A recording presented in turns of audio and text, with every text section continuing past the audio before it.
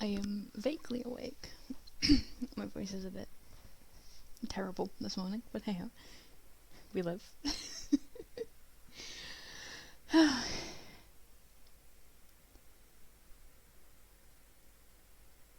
hope everyone's doing well this morning. I say everyone. Hello to my one viewer right now.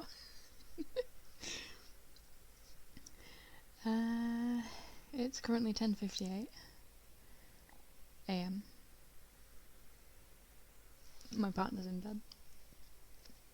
He didn't come to bed until like 7 o'clock in the morning, so I feel really, really, really bad for doing a reading stream.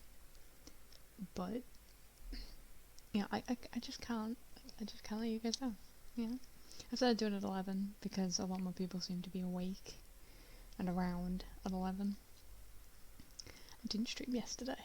I felt awful yesterday. It was like a premonition happened the day before, because I was like, yeah, I'll take a break.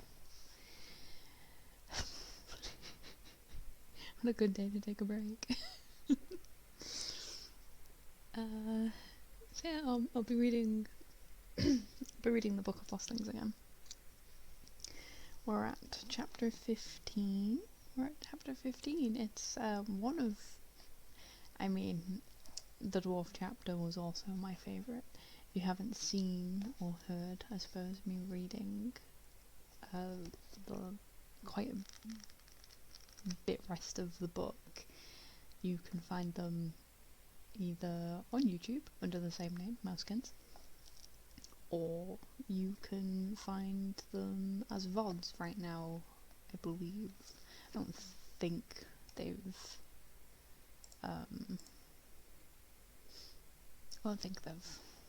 gone down yet, but you know, what do I know?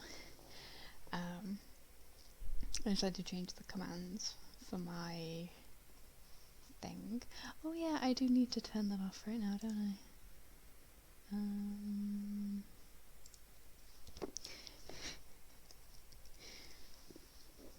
Haha. I added a command for my big chat that normally appears when I'm doing journey streams, which is chat on, but with me knowing a tiny bit of French, my brain read it as like kitten, chaton.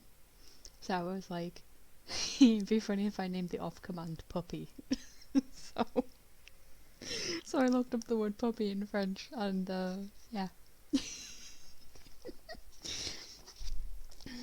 I am genuinely such a piece of work. I really am. So, chapter 15 through chapter 20 is what I'll be reading today.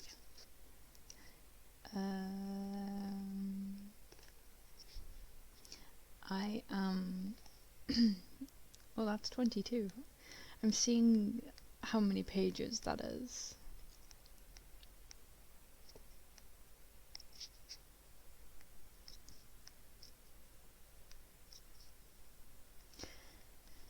Ooh, but I'm debating whether to read past it because I also quite like chapter 20. Granted, I'm reading from page 143 to 190, so if you have the book on hand, you can probably follow it along, which would also be quite fun, I imagine. And that way you get to experience all of my verbal blunders in real time, which makes it even funnier.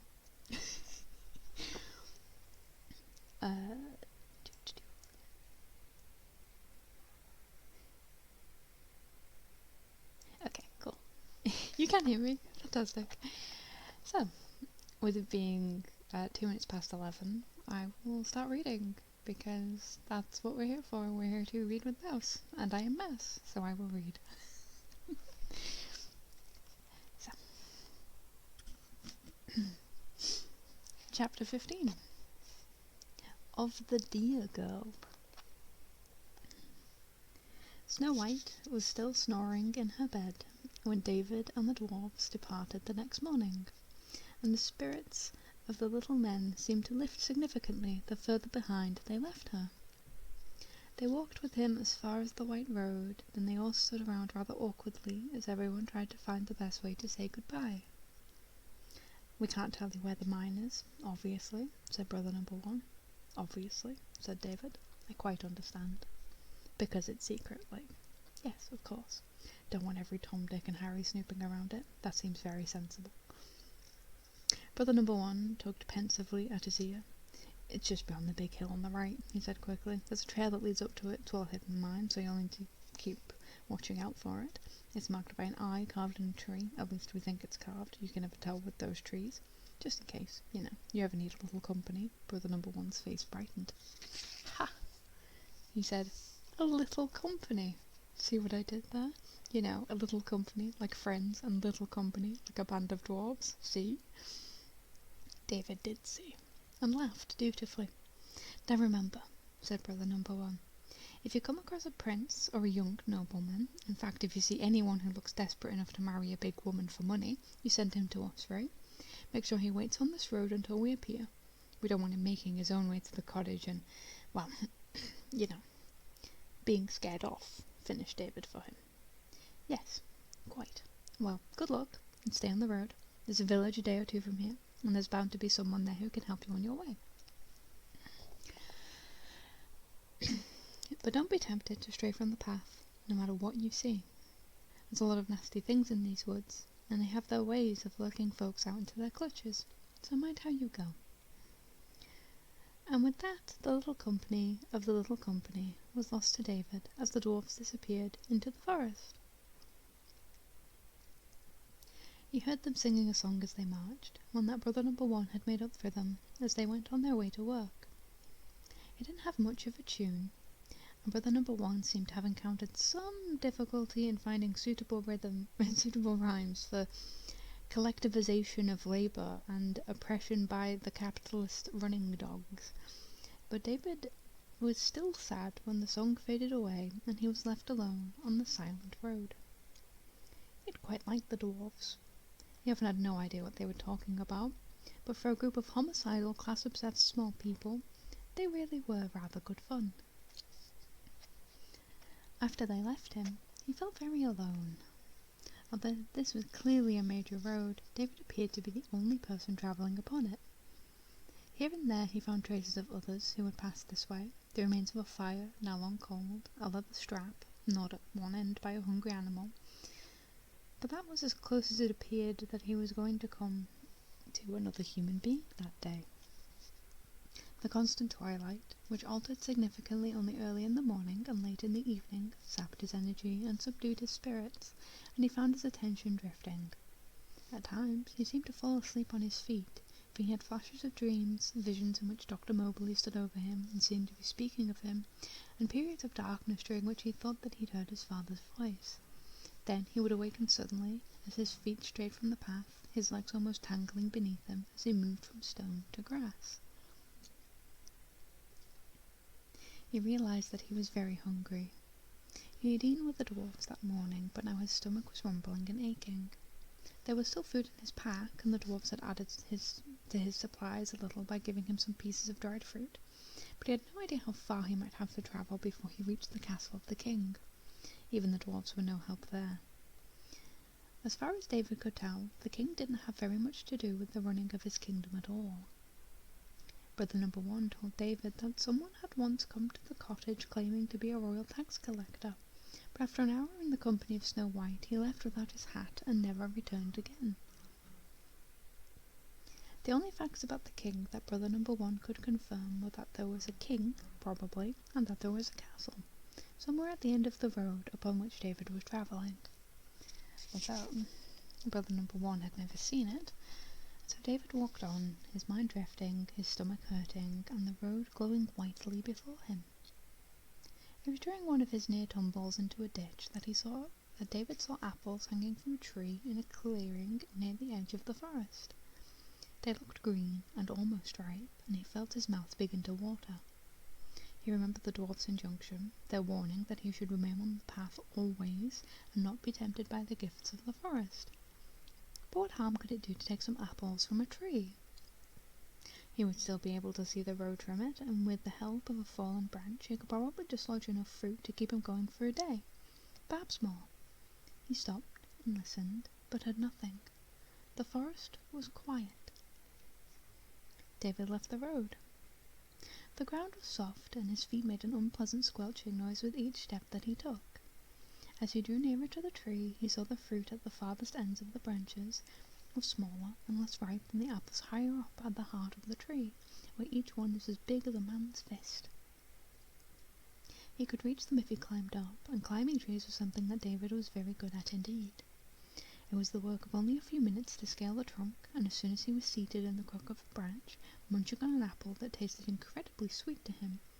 It had been weeks since he'd eaten an apple, not since a local farmer had quietly slipped a rose a couple for the little ones. Those apples had been small and sour, but these were wonderful. The juice trickled down his chin, and the flesh was firm in his mouth.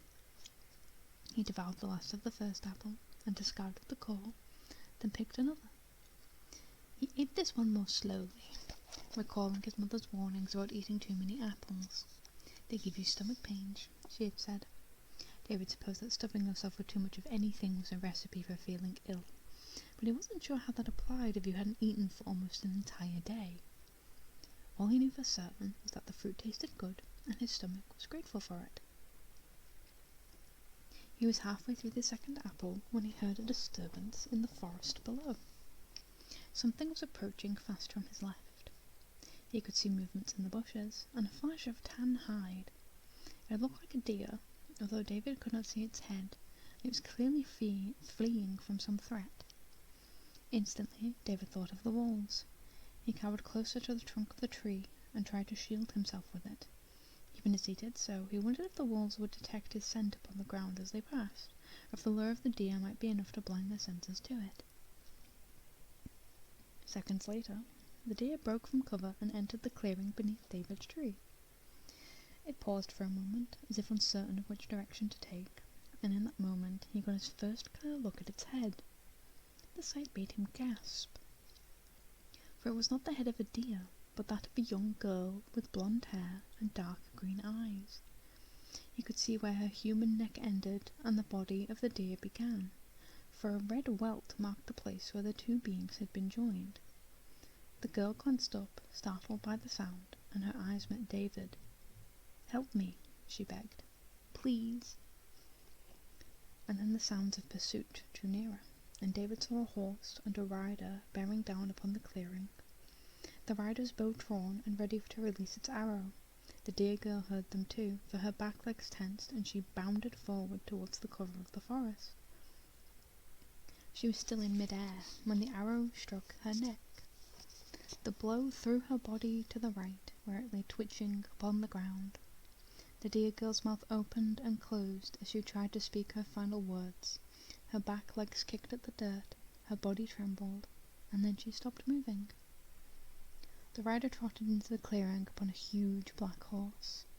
He was hooded and dressed in the colours of autumn forest, all greens and ambers. In his left hand he held a short bow, and a quiver of arrows hung across his shoulder. He dismounted from the horse, drew a long blade from a scabbard upon his saddle, and approached the body on the ground. He raised the blade and struck once, then again, at the neck of the deer girl. David looked away after the first blow, his hand against his mouth and his eyes squeezed shut. When he dared to glance back again, the girl's head had been severed from the deer's body, and the hunter was carrying it by the hair, dark blood dripping from the neck onto the forest floor. Using the hair, he tied the head to the horn of his saddle so that it hung against the flank of his horse, then placed the carcass of the deer across the horse before preparing to remount. His left foot was already raised when he paused and stared at the ground. David followed his gaze and saw the discarded core of the apple at the horse's hoofs. The hunter lowered his foot and stared at the core, then in one swift movement drew an arrow from his quiver and knocked it to the bow. The tip of the arrow was raised straight towards the apple tree and came to rest pointing straight at David. "Calm down," said the hunter, his voice muffled slightly by a scarf across his mouth. "Come down, or I'll shoot you down." David had no choice but to comply. He felt himself start to cry. He desperately tried to stop himself, but he could smell the dear girl's blood on the air. His only hope was that the hunter had enjoyed his sport for the day and might see fit to spare him as a result. David reached the base of the tree. He was tempted for an instant to run and take his chances in the forest, but it was an idea that he rejected almost immediately. A hunter who could kill a leaping deer with an arrow while riding on a horseback would surely be able to hit a fleeing boy with greater ease. He had no choice but to hope for mercy from the hunter, but as soon as he stood before the hooded figure, he looked into the dear girl's sightless eyes and wondered if there was any hope of mercy from someone who could do such a thing. "Lie down," said the hunter, "on your belly." "Please don't hurt me," said David. "Lie down." David knelt on the ground and then forced himself to lie flat. He heard the hunter approach, and then his arms were wrenched behind his back and his wrists bound with coarse rope. His sword was taken from him, his legs were tied at the ankles, and he was lifted into the air and slung over the back of the great horse, his body lying upon that of the deer, his left side resting painfully against the saddle. But David did not think about the pain, not even when they began to trot and the ache in his side became a regular rhythmic pounding, like the blade of a dagger being forced between his ribs. No. All that David could think about was the head of the dear girl, for her face rubbed against his as they rode, her warm blood smeared his cheek, and he saw himself reflected in the dark green mirrors of her eyes.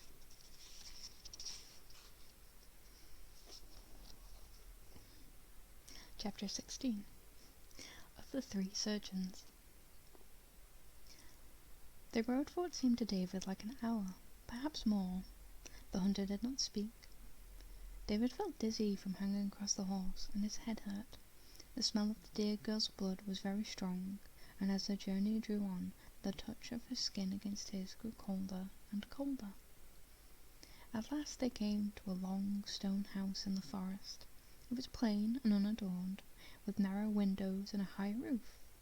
To one side was a large stable, and there the rider tethered his horse. There were other animals here too. A doe stood in a stall, chewing on some straw and blinking at the new arrivals. There were chickens in a wire run and rabbits in hutches.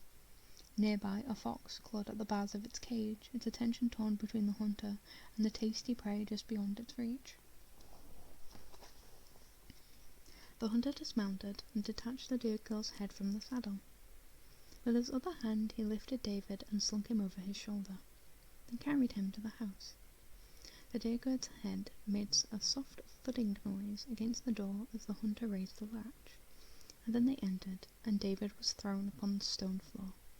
He landed on his back and laid there, dazed and frightened, as one by one lamps were lit, and he was at last able to see the hunter's lair. The walls were covered with heads, each mounted upon a wooden board and fixed to the stone. Many of the heads came from animals, deers, wolves, even a loop, which had seemed to be given a pride of place at the centre of the display on one wall. But others were human. Some came from very young adults, 3 came from very old men, but most seemed to belong to children. Boys and girls. Their eyes replaced the glass equivalents that glittered in the lamplight. There was a fireplace at one end of the room, and a narrow pallet bed beside it.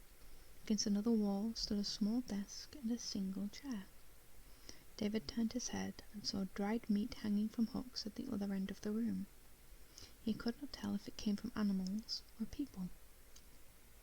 But the room was dominated by 2 great oak tables, so huge that they must have been assembled within the house itself, piece by piece. They were stained with blood, and from where he lay David could see chains and manacles upon them, and leather restraints. To one side of the tables was a rack of knives and blades and surgical tools, all clearly old but kept sharp and clean. Above the table hung an array of metal and glass tubes on ornate frames, half as thin as needles, the others as thick as David's arm. Bottles of all shapes and sizes, some filled with clear liquid, the rest used to store body parts, stood on shelves. One bottle was filled almost to the top with eyeballs. They seemed alive to David, as though being wrenched from their sockets had not deprived them of the capacity to see. Another contained a woman's hand, a gold ring upon its wedding ring, red varnish flaking slowly from its nails. A third contained half a brain, its inner workings exposed and marked by coloured pins. And then there were worse things than those. Oh, much worse. He heard footsteps approaching. The hunter stood over him, the hood now lowered and the scarf removed to reveal the face beneath it. It was the face of a woman. Her skin was ruddy and unadorned, her mouth slim and unsmiling. Her hair was tied loosely upon her head. It was black and white and silver, like the fur of a badger. While David watched, she released her tresses, so that they fell in an avalanche across her shoulders and down her back. She knelt and gripped David's face with her right hand, turning his head back and forth as she examined his skull. Then she released his face and tested his neck and the muscles in his arms and legs. "You'll do," she said, more to herself than to David, and she left him to lie upon the floor while she worked on the head of the deer girl. She did not say another word to him until her work was complete, many hours later. She raised David and placed him upon a low chair before displaying to him the fruits of her labours. The deer girl's head had been mounted upon a piece of dark wood.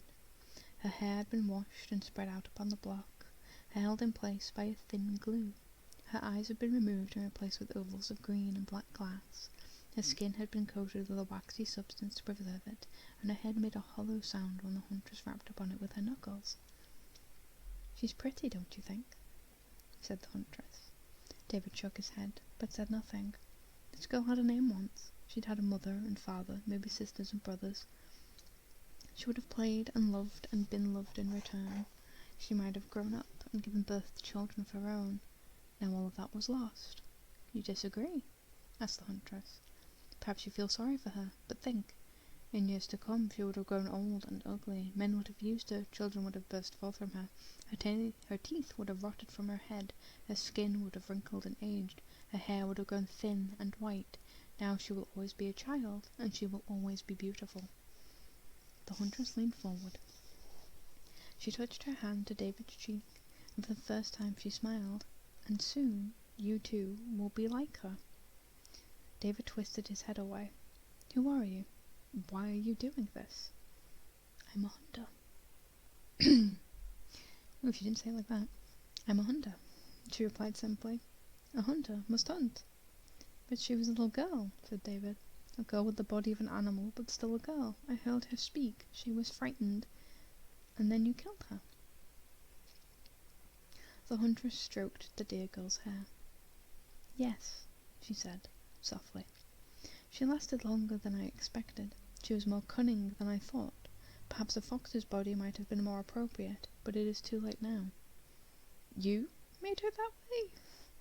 said David. Even though he was frightened, his disgust at what the huntress had done suffused every word. The huntress looked surprised at the venom in his voice, and seemed to feel that some justification of her actions was required. "A hunter is always seeking new prey," she said. "I grew tired of hunting beasts, and humans make poor game. Their minds are sharp, but their bodies are weak. Then I thought how wonderful it would be if I could combine the body of an animal with the intelligence of a human. What a test it would be for my skills. But it was hard, so hard, to create such hybrids. Both animals and humans would die before I could bring them together. I could not stem the bleeding for long enough to make the union possible. Their brains died, their hearts stopped, and all my hard work would turn to nothing, drop by red drop. And then I had some good fortune. 3 surgeons were travelling through the forest, and I came upon them, and captured them, and brought them here. They told me of a salve that they had created, one that could fuse a severed hand back upon its wrist, or a leg to its torso. I made them show me what they could do. I cut the arm from one of them, and the others repaired it, just as they said they could. Then I cut another in half, and his friends made him whole again. Finally, I severed the head of the third, and they fixed it again upon his neck. And they became the first of my new prey," she said, pointing to the heads of the 3 elderly men on the wall. "Once they had told me how to make the salve for myself. Now each prey is different, for each child brings something to itself that the animal that I fuse it with. But why children? Asked David. Because adults despair, she answered, while children do not.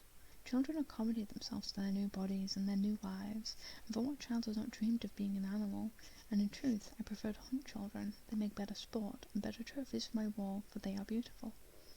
The huntress stepped back and regarded David carefully, as though only now becoming aware of the nature of his questions.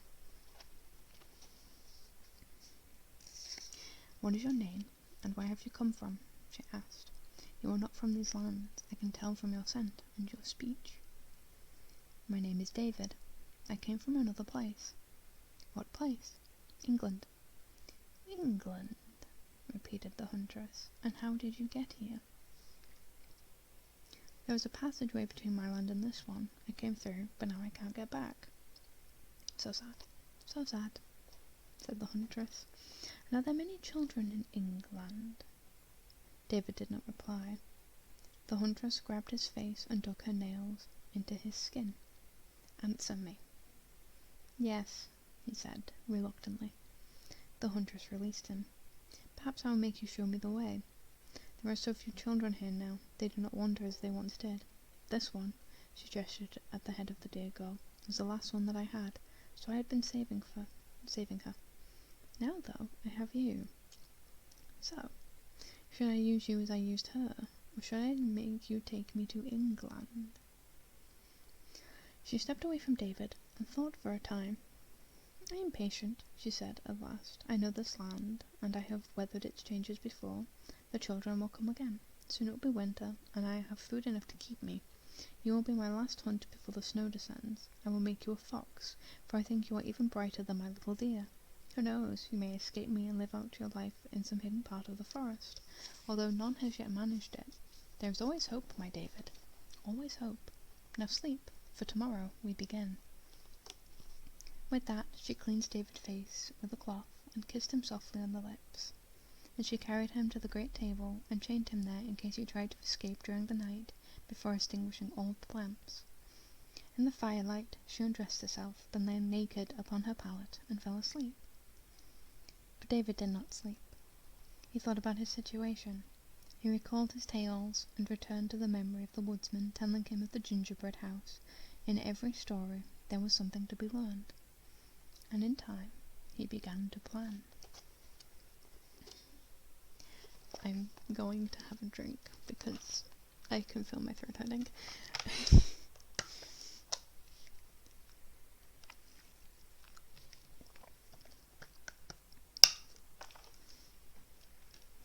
I try not to be too noisy with it. Yeah, okay.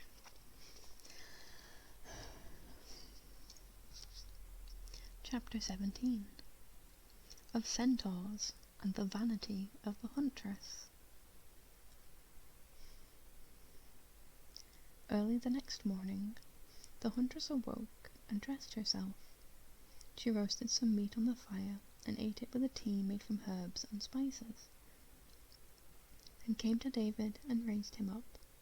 His back and limbs ached from the hard table and the constraints placed upon his movement by the chains, and he had slept only a little, but he now had a sense of purpose. Up until the point he had been largely dependent upon the goodwill of others, the woodsmen, the dwarves, for his care and safety.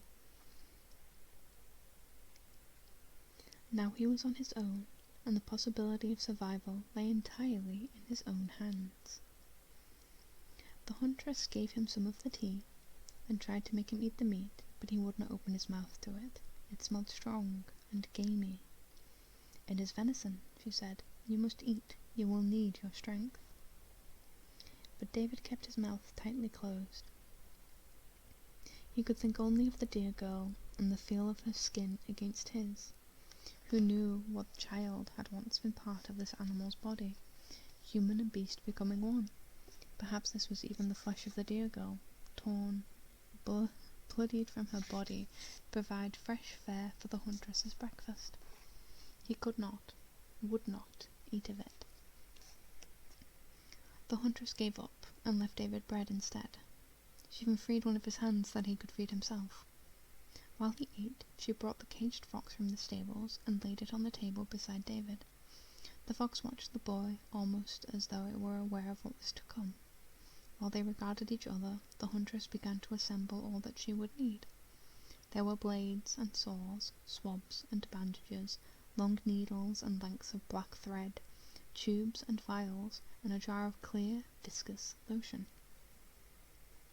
She attached bellows to some of the tubes to keep the blood flowing just in case, and adjusted the restraints so that they would fit the small legs of the fox.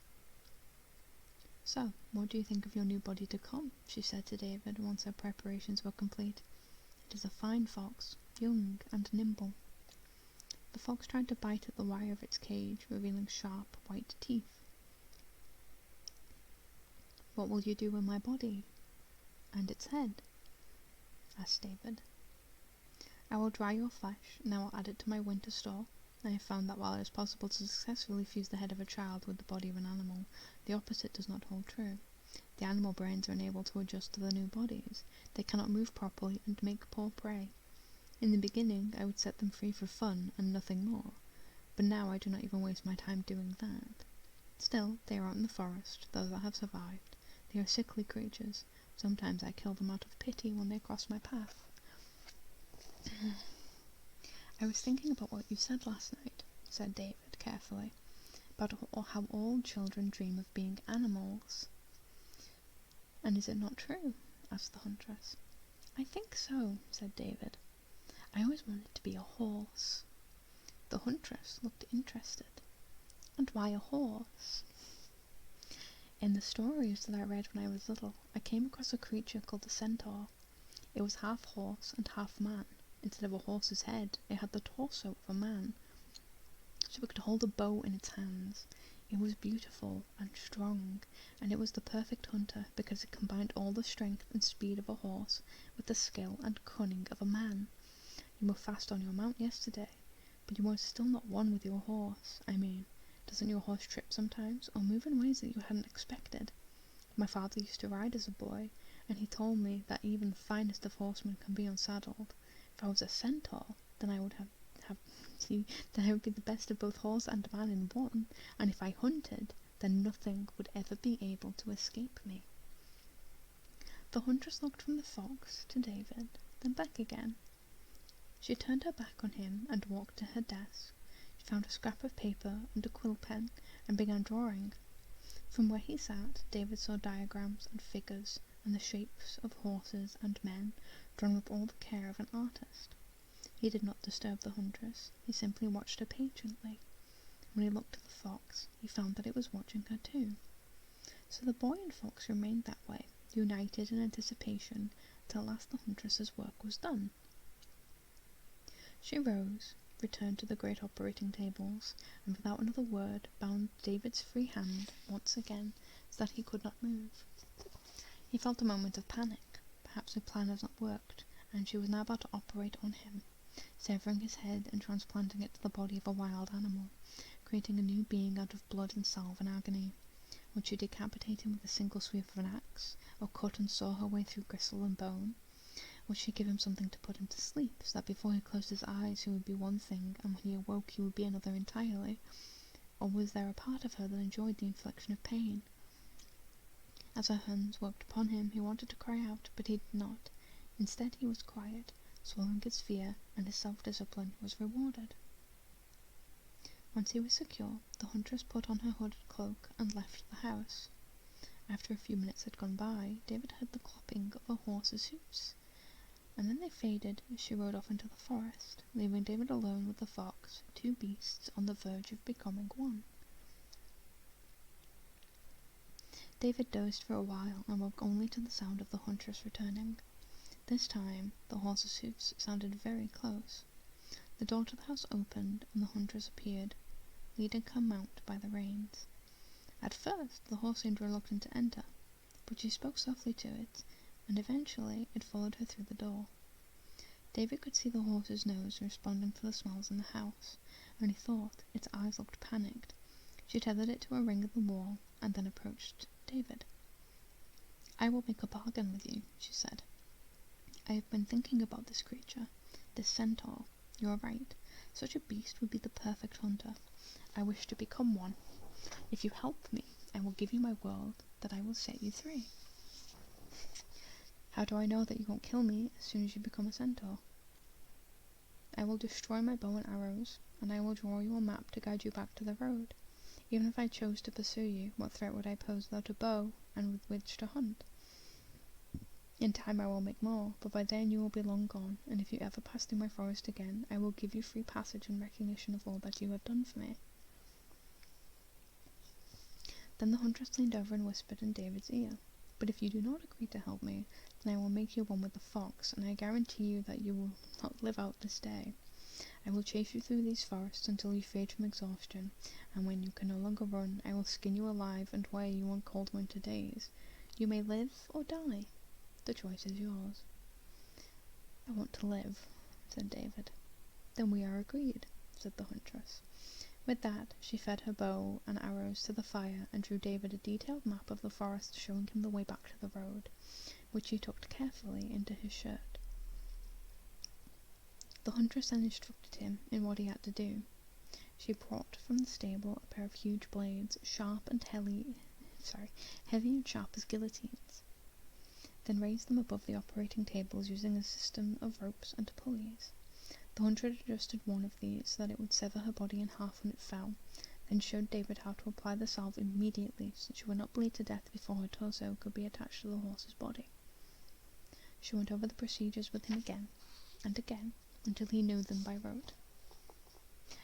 Then the huntress stripped herself naked, took a long, heavy blade in her hands, and with 2 strokes severed her horse's head from its body. There was a great deal of blood at first, but David and the huntress quickly poured the salve over the red exposed flesh of the horse's neck, the wound smoking and sizzling as the mixture did its work. Instantly, the injections from the veins and arteries ceased. The horse's body lay on the floor, its heart still beating, while its head lay nearby, the eyes rolling in the sockets, the tongue lolling from its mouth. "We don't have long," said the huntress. "Hurry, hurry." She lay upon the table beneath the blade, and David tried not to look at her nakedness, and instead concentrated on the preparations for the release of the blade, as he had been instructed. While he checked the ropes once again, the huntress gripped his arm in her right hand. She held a sharp knife. "If you try to run away, or if you betray me, this knife will leave my hand and find your body before you can get an arm's length from me. Do you understand?" David nodded. One of his ankles was tied to the leg of the table. He couldn't run far even if he wanted to take his chances. The huntress released her grip upon him. Beside her stood one of the glass jars containing the miracle salve. It would be David's task to pour it on her wounded body, then haul her from the table to the floor. From there, he would help her crawl to the horse. Once the 2 wounds were touching, he would have to pour more salve upon them, causing the huntress and the horse to fuse together, creating one living creature. Then do it, and be quick. David stepped back. The rope holding the guillotine in place was taut. To avoid any accidents, he simply had to sever it with his sword blade, causing it to drop down upon the huntress and split her body into 2 pieces.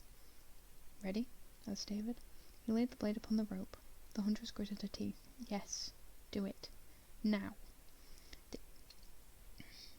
David raised the blade above his head and brought it down on the rope with all of his strength.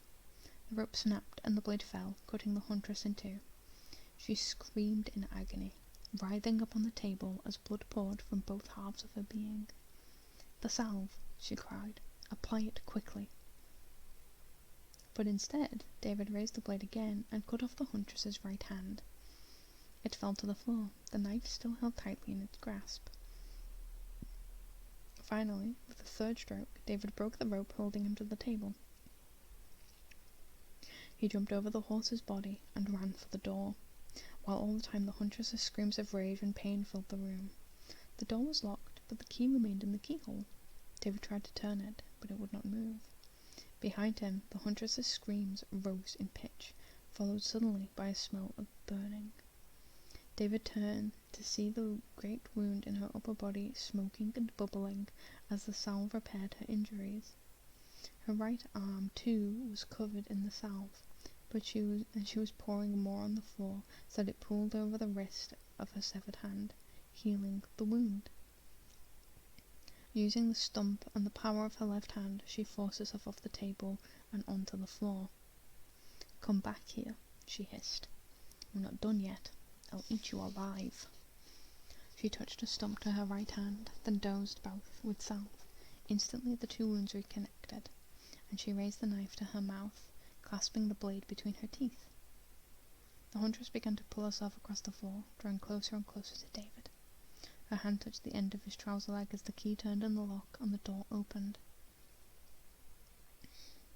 David pulled his leg free and ran out into the open air, then stopped dead. He was not alone. The clearing before the house was filled with an assemblage of creatures of the bodies of children and the heads of beasts. There were foxes and deer and rabbits and weasels, the features of the smaller animals sitting incongruously on the larger human shoulders, their necks narrowed by the actions of the salve. The hybrids moved awkwardly, as though not in control of their own limbs. They shuffled and staggered, their faces filled with confusion and pain. Slowly they approached the house, just as the huntress dragged herself through the doorway and onto the grass. The knife dropped from her mouth, and she grasped it in her fist. "What are you doing here, you foul creatures? Get away from this place. Go back to skulking in the shadows." But the beasts did not respond. They just kept shambling forwards, their gaze fixed on the huntress. The huntress looked up at David. She was frightened now. "Take me back inside," she said, "quickly, before they reach me. I'll forgive you for all you have done. You are free to go, only do not leave me here with them." David shook his head. He moved away from her, as a creature with the body of a boy but the head of a squirrel twitched its nose at him. "Don't desert me," cried the huntress. She was now almost surrounded, the knife striking out feebly at thin air as the beast she had created encircled her. "Help me," she shouted to David. "Please help me." And then the animals fell upon her, tearing and biting, ripping and shredding, as David turned away from the grisly sight and fled into the forest.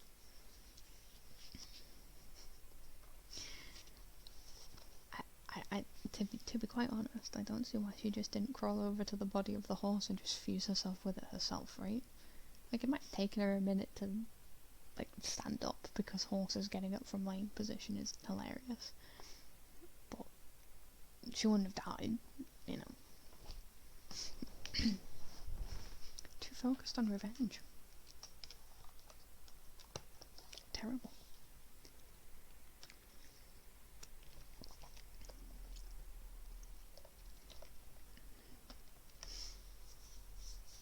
I'm once again having a drink.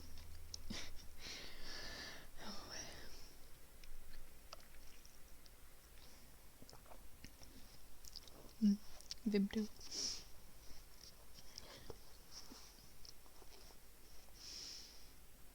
Chapter 13 of Roland.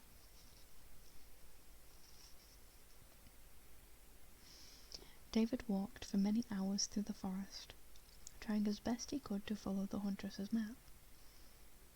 There were trails marked upon it that either had ceased to exist or had never existed in the first place. Cairns of stones that had been used for generations as primitive signposts were often obscured by long grass, were overgrown by moss, or had been demolished by passing animals or vindictive travellers. So David was forced again and again to go back over old ground, or slash at the undergrowth with his sword in order to find the markers. From time to time he wondered if the huntress had been planning to trick him by constructing a false map, a ruse that would have left him trapped in her forest, easy prey for her once she had become a centaur. Then, suddenly, he glimpsed a thin line of white through the trees, and moments later he was standing on the edge of the forest with the road before him. David had no idea where he was. He could have been back at the dwarf's crossing, or further east along the road, but he didn't care. He was just glad to be out of the woods and once again on the path that would take him to the king's castle. He walked on until the dim light of that world began to fade. It was very disconcerting. This absence of proper daylight, it made him feel sad for much of the time, even sadder, he was sure, than he would have already been under the circumstances. He sat on a rock and ate a piece of dry bread and some of the dried fruit the dwarves had pressed upon him, washed it down with cool water from the little brook that always ran alongside the path. He wondered what his dad and Rose were doing. He supposed that they must be very worried about him by now, but he had no idea what would happen if they looked in the sunken garden, or if anything remained of the garden itself.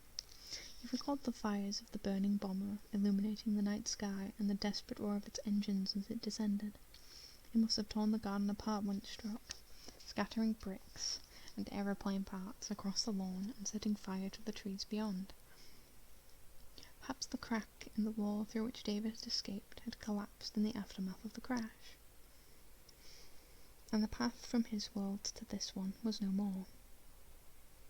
There would be no way for his father to know if David had been in the garden when the plane fell, or what had become of him if he were there when it happened. He imagined men and women sifting through the remains of the plane, searching for charred bodies in the wreckage, fearful of finding one that was smaller than the rest. Not for the first time, David worried about whether he was doing the right thing by moving further and further away from the doorway through which he had entered this world. If his father or someone else found a way through and came looking for him, then wouldn't they arrive in the same place?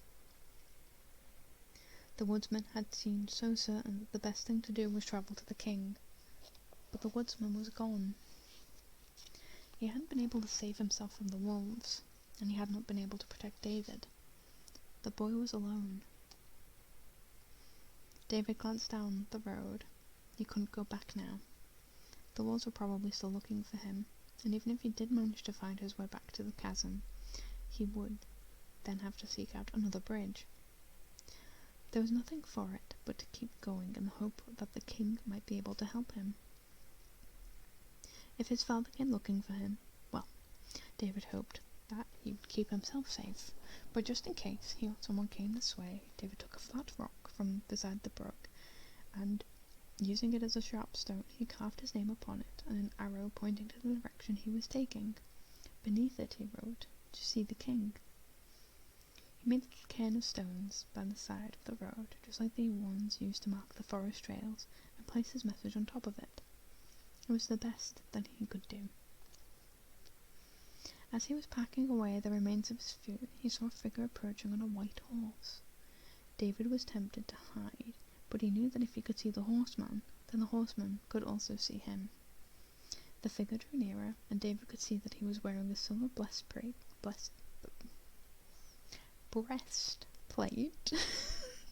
decorated with twin symbols of the sun, and he had a silver helmet upon his head.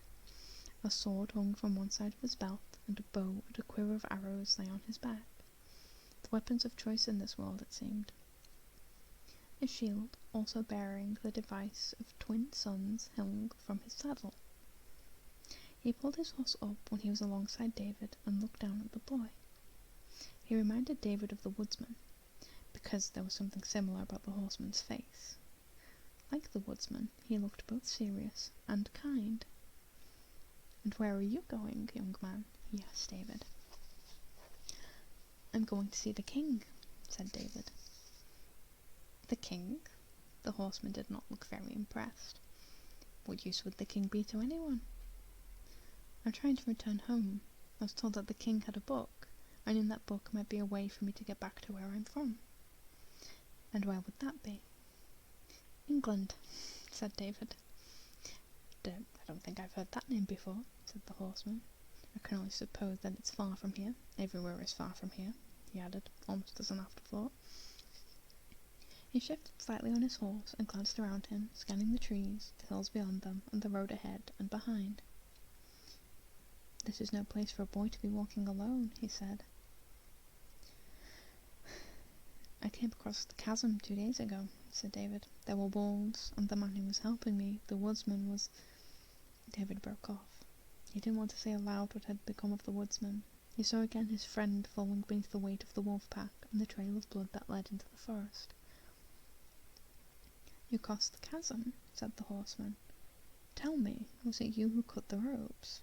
David tried to read the expression on the horseman's face. He didn't want to get into trouble, and he supposed he must have caused no end of harm by destroying the bridge. Still, he did not want to lie, and something told him that the horseman would call him on it if he did. "I had to," he said. "The wolves were coming. I had no choice." The horseman smiled. "The trolls were most unhappy," he said. "They will have to rebuild the bridge now if they are to continue their game, and the harpies will harass them at every turn." David shrugged his shoulders. He didn't feel sorry for the trolls. Forcing travellers to gamble their lives on the solution to a silly riddle wasn't a decent way to behave. He rather hoped that the harpies decided to eat some of the trolls for dinner, though he didn't imagine trolls would taste very nice. "I came from the north, so your antics did not interfere with my plans," said the horseman. "But it seems to me that a young man who manages to irritate trolls and escape from both harpies and wolves might be worth having around. I'll make a bargain with you. I will take you to the king if you will accompany me for a time. I have a task to complete, and I have need of a squire to help me along the way. It should not require more than a few days of service, and in return I will make sure that you have safe passage to the royal court." It didn't seem to David as if he had very much choice in the matter. He didn't believe that the wolves would forgive him for the deaths they had caused on the bridge, and by now the pack must have found another way to cross the canyon. They were probably already on his trail. He had been lucky at the bridge. He might not be so fortunate a second time. Travelling alone on this road, he was always at the mercy of those, like the huntress, who might wish to do him harm. "I'll go with you, then," he said. "Thank you." "Good," said the horseman. "My name is Roland." "And I am David. Are you a knight?" "No, I'm a soldier, nothing more." Roland reached down and offered David a hand. When David took it, he was instantly lifted off the ground and hoisted onto the back of Roland's horse. "You look tired," said Roland, "and I can afford to spare a little dignity by sharing my horse with you." He tapped the horse's flanks with his heels, and they took off at a trot. David was not used to sitting on a horse. He found it hard to adjust to the movements that his bottom bounced against the saddle with painful regularity.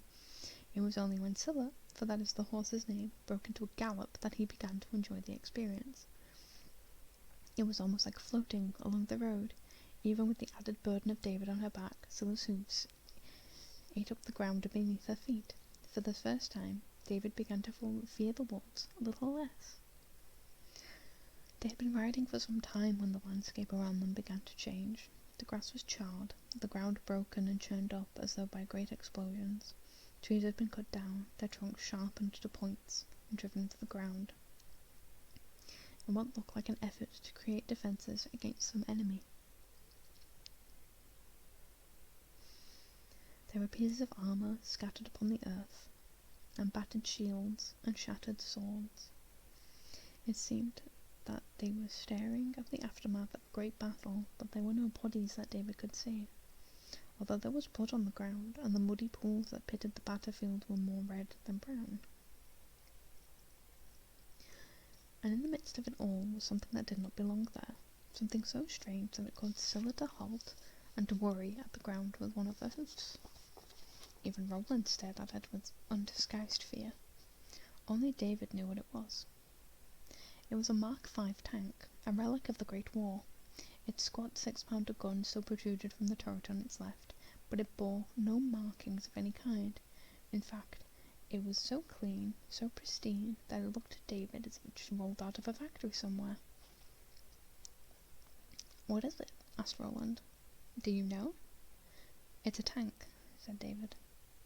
He realized that this was unlikely to make the nature of the thing any more understandable to Roland, so he added, "It's a machine, like a big, covered cart in which men can travel.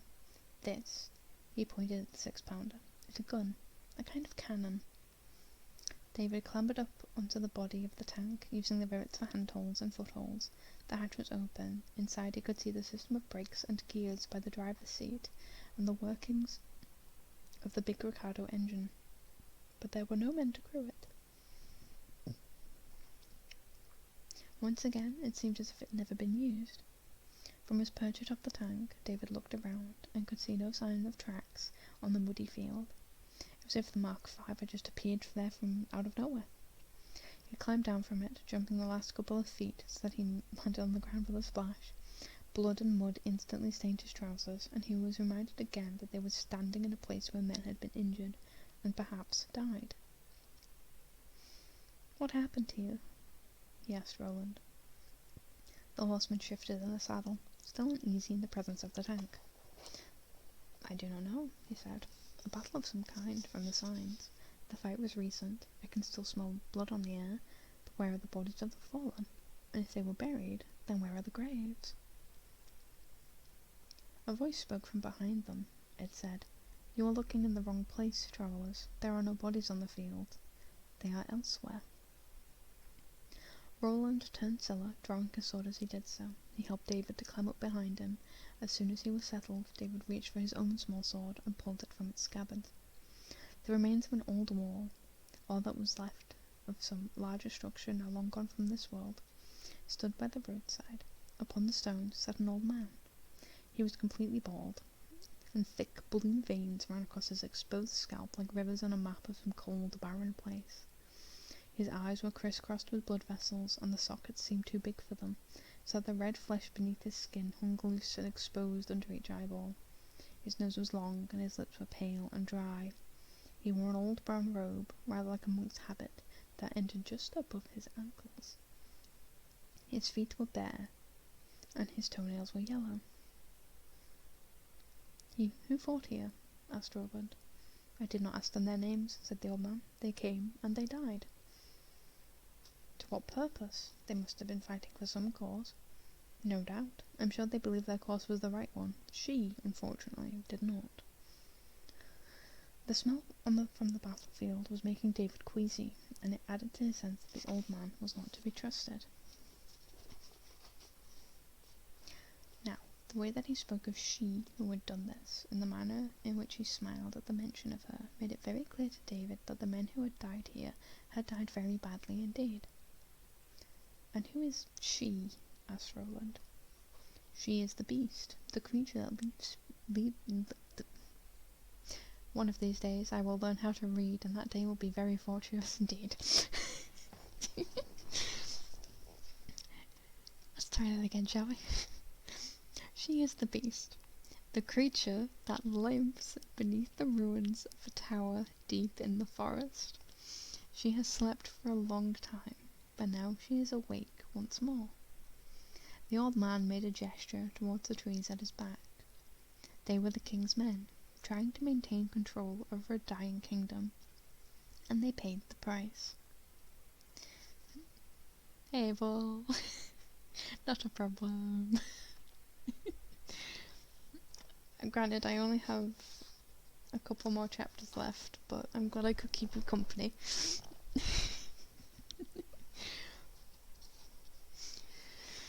Even if this chapter does get a bit strange.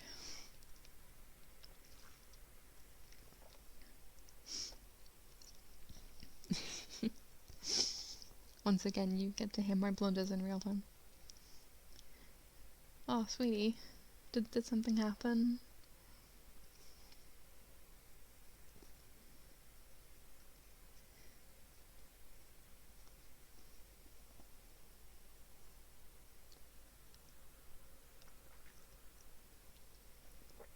Or is it just one of them nights? To be fair, not sleeping well will... Yeah. That's fair. That's fair. I won't pry, but I will read, because I'm good at reading.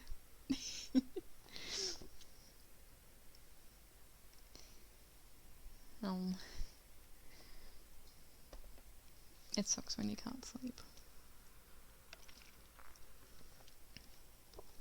And read I shall.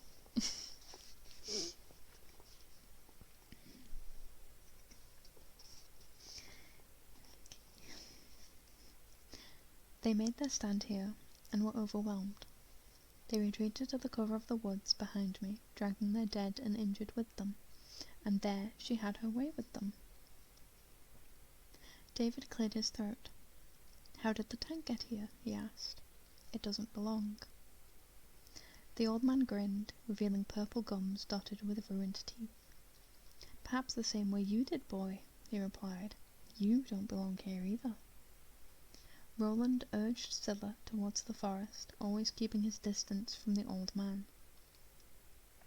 Scylla was a brave horse, and after only a moment's hesitation, she did her master's bidding. The smell of blood and decomposition grew stronger. There was a copse of broken, stunted trees ahead, and David knew that this was the true source of the stench. Roland told David to dismount, then instructed him to keep his back against a tree and his eyes on the old man, who remained upon the little wall, watching them over his shoulder. David knew that Roland didn't want him to see what lay beyond the bushes, but he could not resist the urge to look as he heard the soldier parting the bushes to enter the copse. David caught a brief glimpse of bodies hanging from trees. The remains reduced little more than bloodied bones. He quickly looked away, and found himself staring straight into the eyes of the old man. David had no idea how he had moved so quickly and so silently from his perch on the wall, but now here he was, so close that the boy could smell his breath. It stank of sour berries. David grasped the sword more tightly in his hand, but the old man did not even blink. "You are a long way from home, boy," said the old man. He raised his right hand and touched his fingers to a stray strand of David's hair. David shook his head furiously and pushed at the old man. It was like pushing a wall. The old man might have looked frail, but he was far stronger than David. Do you still hear your mother calling?" he said. He put his hand to his left ear as though to try and catch the sound of a voice in the air. "David," he sang in a high voice. "Oh, David." "Stop it," said David. "You stop it now." "Oh, you'll do what?" said the old man. "A little boy far, far from home, crying for his dead mother. What can you do?" "I'll hurt you," said David. "I mean it." The old man spat on the ground. The grass sizzled where the spittle landed. The liquid expanded, forming a frothy pool upon the ground. And in the pool David saw his father, and Rose, and baby Georgie. They were all laughing, even Georgie, who was being tossed high in the air by his father, just as David had once been. "They don't miss you, you know," said the old man. "They don't miss you one little bit. They're glad that you're gone. You made your father feel guilty because you reminded him of your mother. But he has a new family now, and with you out of the way, he no longer has to worry about you or your feelings. He's forgotten you already, just as he has forgotten your mother." The image in the pool changed, and David saw the bedroom his father shared with Rose. Rose and his father were standing beside the bed, kissing. Then as David watched, they lay down together. David looked away. His face was stinging, and he felt a great rage rising up inside. He didn't want to believe it, and yet the evidence was before him in a pool of steaming spittle ejected from the mouth of a poisonous old man. "See," said the old man, "there's nothing for you to go back to now." He laughed, and David struck at him with the sword. He was not even aware that he was doing it. He was just so angry and so sad. He had never felt so betrayed. Now it was as if the control of his body had been taken over by something else, something outside of himself, so that he seemed to have no will of his own. His arm rose of its own volition and slashed at the old man, tearing through his brown robe and drawing a bloody line across the skin beneath. The old man retreated. He put his fingers to the wound on his chest. They came back red. His face began to change. It extended and assumed the shape of a half-moon, the chin jutting up so sharply that it almost met the bridge of his crooked nose. Clumps of rough black hair sprouted from his skull. He cast aside the robe, and David saw a green and gold suit, tied with an ornate gold belt, and a gold dagger that curved like the body of a snake. There was a rip in the fabric of the suit, where David's sword had cut through the beautiful material. Last of all, a flat black disc appeared in the man's hand. He flicked with it at the air, and it became a crooked hat, which he placed upon his head. "You," said David, "you were in my room." The crooked man hissed at David, and the dagger at his way twisted and writhed, though it really were a snake, his face contorted with fury and pain. "I have walked through your dreams," he said. "I know everything that you think, everything that you feel, everything that you fear. I know what a nasty, jealous, hateful child you are, and despite all that, I was still going to help you. I was going to help you find your mother, but then you cut me. Oh, you're a horrid boy. I could make you very sorry. So sorry you'd wish you'd never been born, but..." The tone of his voice suddenly changed. It became quiet and reasonable, which frightened David even more. "I won't, because you'll have need of me yet. I can take you to the one you seek, and then I can get you both home. I'm the only one who really can, and I'll just ask for one small thing in return, so small that you won't even miss it." But before he could proceed, he was disturbed by the sound of Roland returning. The crooked man wagged a finger in David's face. "We'll talk again, and perhaps you'll be a little more appreciative when we do." The crooked man began spinning in a circle, and he spun so fast and so hard that he dug a hole in the earth and disappeared from view, leaving only the brown robe behind. His spittle had drowned into the ground, and the images from David's world could no longer be seen.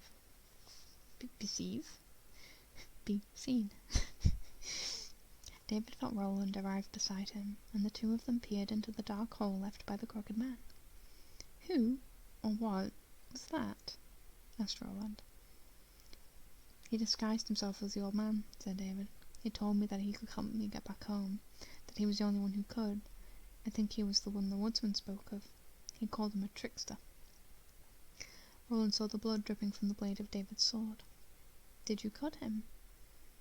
"I was angry," said David. "It happened before I could stop myself." Roland took the sword from David's hands, plucked a large green leaf from a bush, and used it to clean the blade. "You must learn to control your impulses," he said. "A sword wants to be used. It wants to draw blood. That is why it was forged. It has no other It has no other purpose in the world. If you do not control it, then it will control you." He handed the sword back to David. "Next time you see that man, don't just cut him. Kill him," said Roland. "Whatever he may say, he means you no good." They walked together to where Scylla stood nibbling upon the grass. "What did you see back there?" asked David. "Much is the same as you saw, I suspect," said Roland. He shook his head in mild annoyance at the fact that David had disobeyed his instructions. "Whatever killed those men sucked the flesh from their bones. When left, their remains hanging from trees. The forest is filled with bodies, as far as the eye can see. The ground is still wet with blood. But they injured this beast, or whatever it is, before they died. There is a foul substance on the ground, black and putrid, and the tips of some of their spears and swords have been melted by it. If it can be wounded, then it can be killed, but it will take more than a soldier and a boy to do it. This is none of our concern. We ride on." "But," said David. He wasn't sure what to say. It wasn't like this in the stories. Soldiers and knights slew dragons and monsters. They weren't afraid, and they didn't run away from the threat of death. Roland was already astride Scylla. His hand was outstretched, waiting for David to take it. "If you have something to say, then say it, David." David tried to find the right words. He did not want to offend Roland. "These men all died, and whatever killed them is still alive, even if it's wounded. It will kill again, won't it? More people will die." "Perhaps," said Roland. "So shouldn't something be done?" "What would you suggest?" "That we hunt it down with 1.5 swords to our names. This life is filled with threats and danger, David. We face those that we have to face, and there will be times when we must make the choice to act for a greater good, even at risk to ourselves. But we do not lay down our lives needlessly. Each of us only has one life to live, and one life to give. There is no glory in throwing it away where there is no hope. Now come. The twilight grows thicker. We need to find a place to shelter for the night. David hesitated for a moment more, then took Rowan's hand and was hoisted onto the saddle. He thought of all those dead men and wondered at the kind of creature that could inflict such harm upon them. The tank still stood in the midst of the battlefield, marooned and alien. Somehow it had found its way from his world to this one, but without a crew, and apparently without it even being driven. As they left it behind, he remembered the visions in the crooked man's pool of spittle, and the words that had been spoken to him. They don't miss you one little bit. They're glad you're gone. It couldn't be true, could it? And yet David had seen the way his father doted on Georgie, and the way he looked at Rose and held her hand as they walked, and he guessed at the things that they did together when the bedroom door closed each night. What if he found a way to return home, and they didn't want him back? What if they really were happier without him? But the crooked man had told him that he could make things right, that he could restore his mother to him and bring them both home in return for just one small favour. And David wondered what that favour might be, even as Rowan spurred Scylla, urging her on. Meanwhile, far to the west, out of sight of hearing, a chorus of triumphant howls rose into the air. The wolves had found another bridge across the chasm.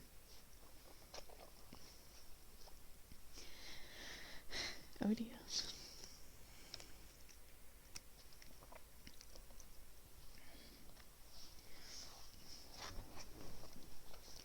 Chapter 14?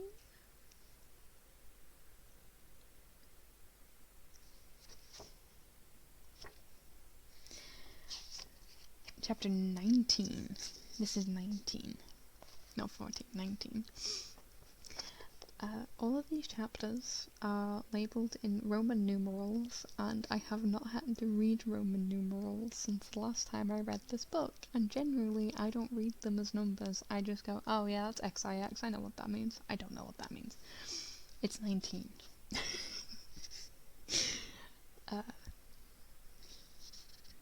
Roman numerals read as like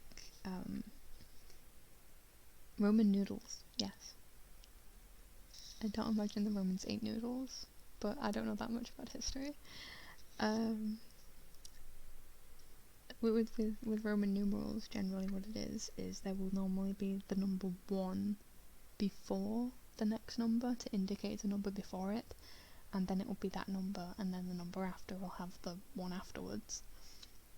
So 4 is IV, and then 5 is V, and then VI is 6.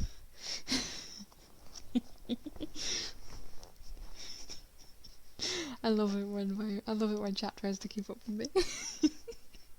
But yes, you are correct. That is how it works. So XIX would be 19 because it is 1 before 20.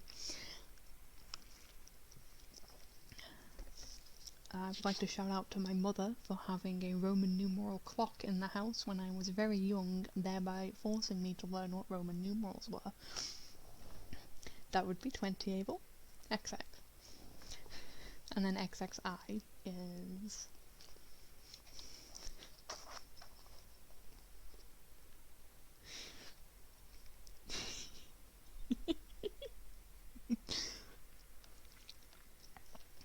You know what? I'll take it. I'll take that C grade.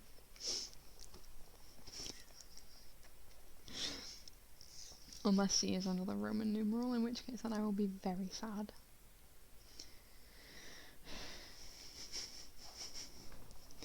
It probably is. God damn it. I knew it.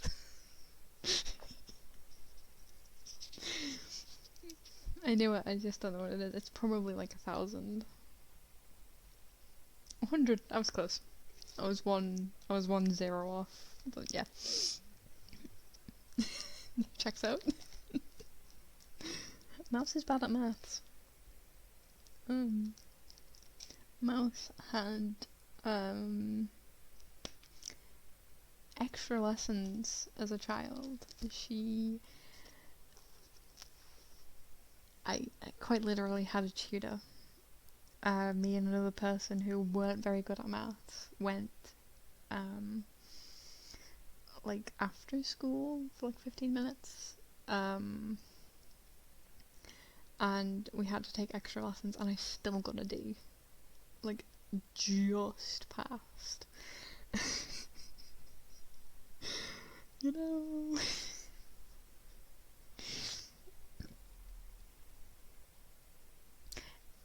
The letter M. Oh. If that one's 1,000, I'm gonna cry. Because my English brain goes, M, that's like the start of millions. But it's 1,000. Cool.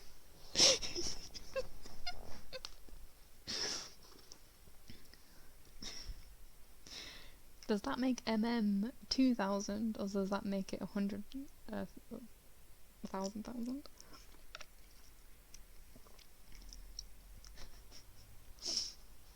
Does that make MC 100,000?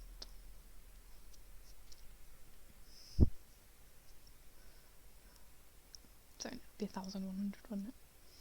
That makes it a chocolate brand. No, it just makes it a really terrible English rap group. MC. I mean, Eminem could also be, you know, a famous rap singer. Eminem.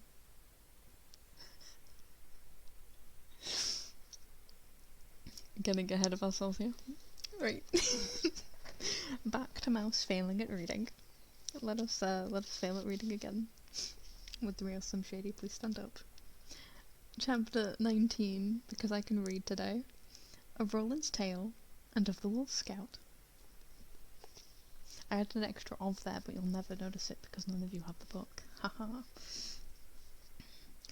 Roland was reluctant to pause for the night, for he was anxious to continue his quest and deeply concerned about the wolves that were pursuing David. But Scylla was tiring, and David was so exhausted that he could barely hold on to Roland's waist. Eventually, they came to the ruins of what looked like a church. And there, Roland agreed to rest for a few hours. He would not allow a fire, even though it was cold, but he gave David a blanket in which to wrap himself. And he allowed him to sip from a silver flask. The liquid inside burned David's throat before filling him with a dull warmth. He lay down and stared at the sky. The spire of the church loomed over him, its windows as empty as the eyes of the dead. "The new religion," said Roland dismissively. "The king tried to make others follow it when he still had the will to do so, and the power to enforce that will. Now that he broods in his castle, his chapels lie empty." "What do you believe in?" asked David. "I believe in those whom I love and trust. All else is foolishness. This God is as empty as his church. His followers choose to attribute all of their good fortune to him, but when he ignores their pleas or leaves them to suffer, they say only that he is beyond their understanding and abandon themselves to his will. What kind of God is that?" Roland spoke with such anger and bitterness that David wondered if he had once followed the new religion, only to turn his back upon it when something bad happened to him. David had felt that way himself at times as he sat in church in the weeks and months after his mother's death, listening to the priest talking of God and how much he loved his people. He had found it hard to equate the priest's God with the one who had left his mother to die slowly and painfully. "And who do you love?" he asked Roland. But Roland pretended not to hear him. "Tell me about your home," he said. "Talk to me of your people. Talk to me of anything but false gods." And so David told Roland of his mother and his father, of the sunken garden, of Jonathan Tulvey and his old books, of hearing his mother's voice and following it into this strange land, and finally of Rose and the arrival of Georgie. As he spoke, he could not hide his resentment of Rose and her baby. It made him feel ashamed and more like a child than he wished to appear in front of Roland. "That is hard indeed," said Roland. So much has been taken from you, but so much has been given too, perhaps." He did not say any more, for fear that the boy might think he was preaching to him. Instead, Roland lay back against the saddle and told David a tale.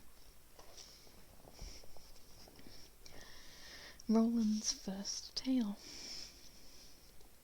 Once upon a time, there was an old king who promised his only son in marriage to a princess in a land far away. He bade his son farewell and entrusted to him a golden cup that had been in his family for many generations. This, he told his son, would be part of his dowry to the princess, and a symbol of the bond between her family and their own. A servant was told to travel with the prince and to care for his every need, and so the two men set out together for the princess's lands. After they had travelled for many days, the servant, who was jealous of the prince, stole the goblet from him while he was sleeping, and dressed himself in the prince's finest clothing. When the prince awoke, the servant made him vow on pain of his own death and the deaths of all of whom he loved that he would inform no man of what had transpired, and told him that in future the prince would serve him in all things. And so the prince became the servant, and the servant the prince, and in that way they came to the castle of the princess.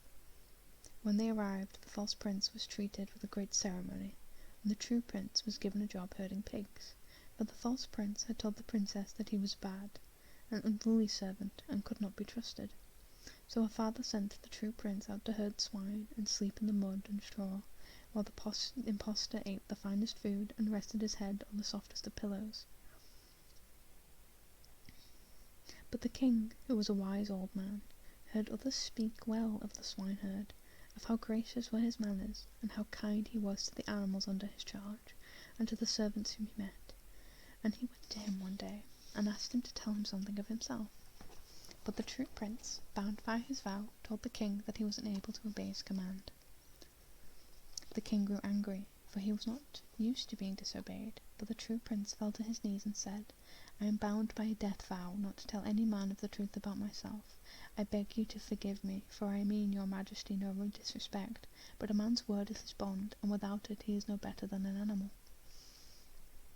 So the king thought for a time, and then said to the true prince, "I can see that the secret you keep inside is troubling you, and perhaps you'd feel happier once you have spoken it aloud. Why don't you tell it to the cold hearth in the servants' quarters, and then you may rest easier because of it?" The true prince did as the king asked, but the king hid in the darkness behind the hearth, and he heard the true prince's tale. That night he held a great banquet, for the princess was due to marry the impostor the next day, and he invited the true prince to sit on one side of his throne as a masked guest, and on the other side he placed the false prince. And he said to the false prince, "I have a test of your wisdom, if you will agree to take it." The false prince readily agreed, and the king told him the tale of an impostor who took on the identity of another man, and as a result claimed all the wealth and privileges that were due to another. But the false prince was so arrogant and so certain of his position that he did not recognize the tale as being about himself. "What would you do with such a man?" asked the king. "I would strip him naked and place him inside a barrel studded with nails," said the false prince. "Then I would tie the barrel around behind 4 horses, and I would drag it to the streets until the man inside was ripped to death." "Then that is your punishment," said the king, "for such is your crime." And the true prince was restored to his position, and he married the princess, and lived happily ever after, while the false prince was torn to pieces in a barrel of nails, and nobody wept for him, and nobody spoke his name after he was gone. Now, I don't remember if you lovely viewers remember a few chapters ago where the dwarves explained what happily ever after meant, but I'm pretty sure that the prince did not get eaten quickly. He genuinely seemed happy. So I guess that just might be like a regional thing, perhaps. You know, like steamed hams.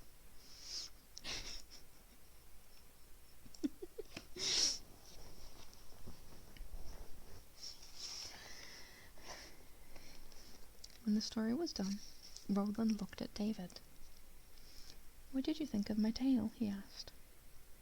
David's brow was furrowed.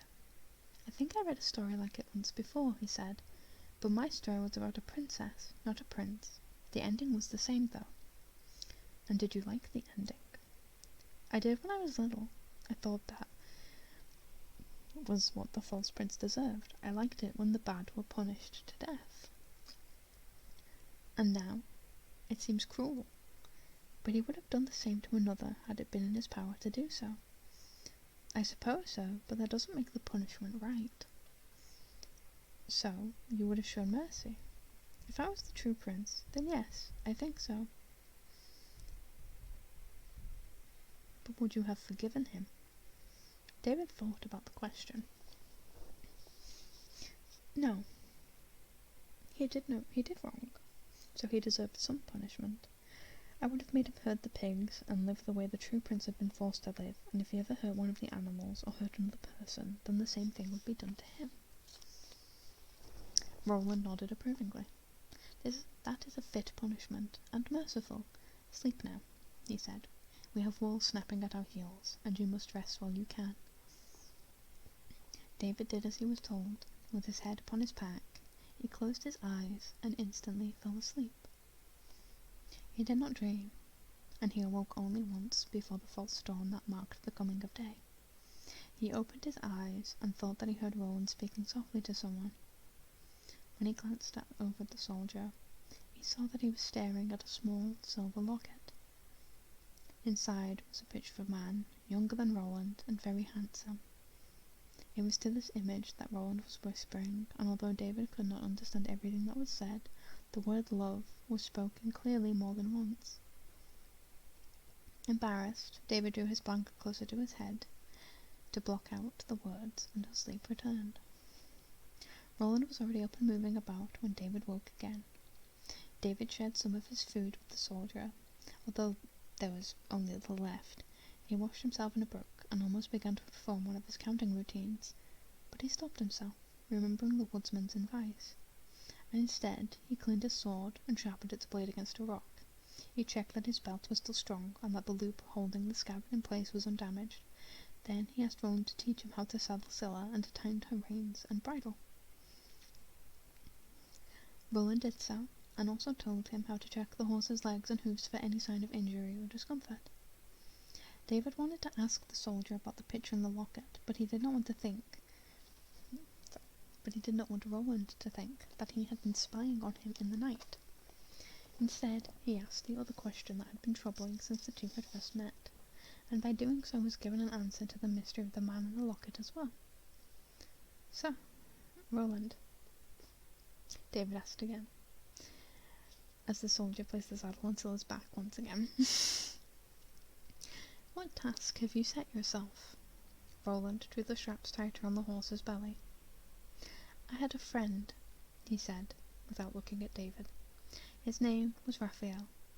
He wanted to prove himself to those who doubted his courage and spoke ill of him behind his back.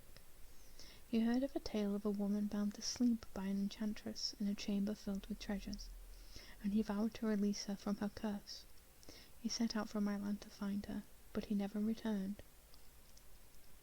He was closer to me than a brother. I vowed that I would discover what had befallen him, and avenge his death, if such had been his fate.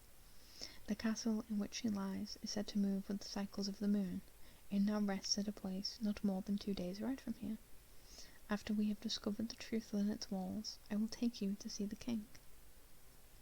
David climbed onto Scylla's back, and then Roland led the horse by the reins back to the road, testing the ground in front for any hidden hollows that might injure his mount. David was growing used to the horse and the rhythm of his movements, although he still ached from the long ride the day before.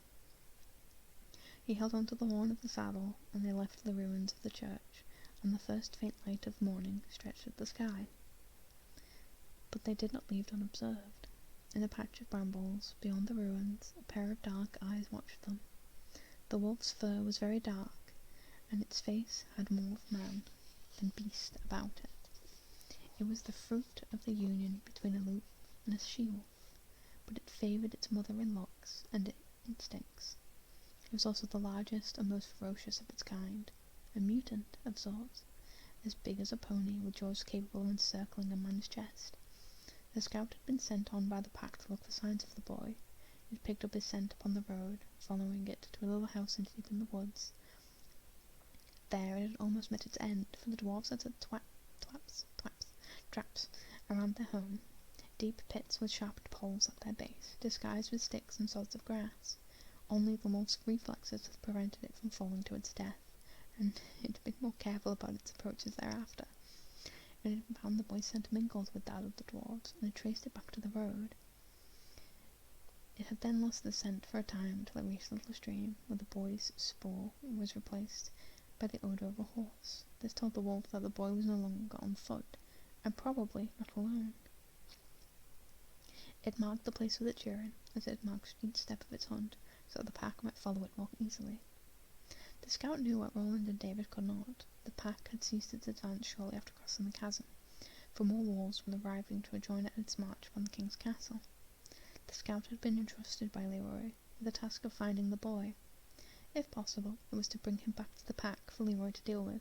If this could not be achieved, then it was to kill him and return only with a token, the boy's head, to prove that the deed had been done. The scout had already decided that the head would be sufficient. It would feed on the rest of the body, for it was a long time since it had eaten fresh man flesh. The wolf hybrid had again detected traces of the boy by the battlefield, along with the stench of something unknown that stung its delicate nose and made its eyes water.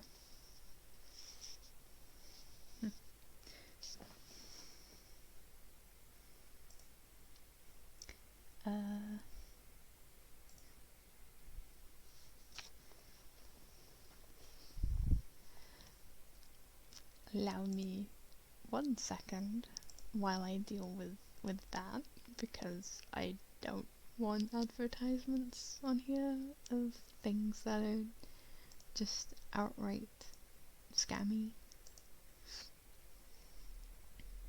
We don't like to do scams on this channel.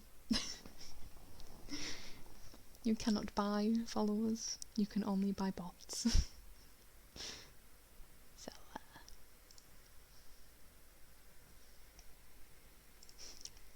done and dusted.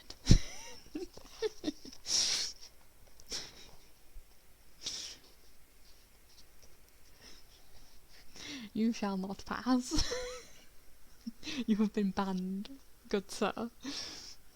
And or bot.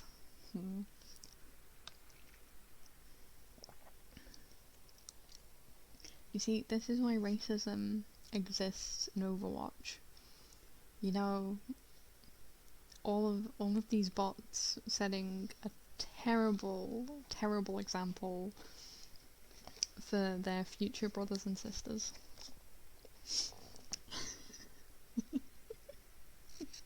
Vanished into the Shadow Realm, yep. To the abyss with you. The starving scout had fed upon the bones of one of the soldiers, sucking the marrow from deep within, and its belly was now fuller than it had been in many months. Its energy renewed, it had followed the horse's scent once more, and had arrived at the ruins just in time to see the boy and the rider depart. With its massive back legs, the scout was capable of long, high leaps, and its bulk had driven many a rider from the saddle of a horse, forcing him to the ground and allowing the scout to tear his throat out with its long, sharp teeth. Taking the boy would be easy. If the scout judged its leap right, it could have the boy in its jaws and be ripping him apart before the horseman even realized what was happening. Then the scout would flee, and if the horseman chose to follow, well, it would draw him straight into the jaws of the waiting pack. The rider was leading his mount at a slow pace, carefully negotiating low branches of thick patches of briar. The wolf shadowed them, waiting for its chance. Ahead of the horseman was a fallen tree, and the wolf guessed that the horse would pause there for a moment as it tried to work out the best way to overcome the obstacle. The wolf would seize the boy when the horse stopped. Quietly, it padded on, overtaking the horse, so that it would have time to find the best position from which to strike. It reached the tree and found in the bushes to its right a slab of elevated stone perfect for its purpose. Saliva dripped from its jaws, for it was already tasting the boy's blood in its mouth. The horse came to view, and the scout tensed, ready to strike. A sound came from behind the wolf, the faintest hint of metal against stone. It turned to face the threat, but not quickly enough. It saw the flash of a blade, and there was a burning deep in its throat, so deep it could not even make a sound of pain or surprise. It began to smother in its own blood, its legs giving out beneath it as it fell upon the rock, its eyes bright with panic as it began to die. Then that brightness began to fade, and the scout's body spasmed and twitched until finally it lay still. In the darkness of its pupil, the crooked man's face was reflected. With the blade of his sword, he cut off the scout's snout and put it in a little leather pouch on his belt. It was another trophy for his collection, and its absence would give Leroy and the pack pause when they found the remains of their brother. They would know who they were dealing with, oh yes, for no other mutilated his prey in this way. The boy was his, and his alone. No wolf would feed upon his bones. So the crooked man watched as David and Roland passed by, Scylla pausing for a second before the falling tree, just as the scout guessed she would, and then jumping it with a single leap before proceeding toward the road beyond. Then the crooked man descended into the briars and thorns, and was gone.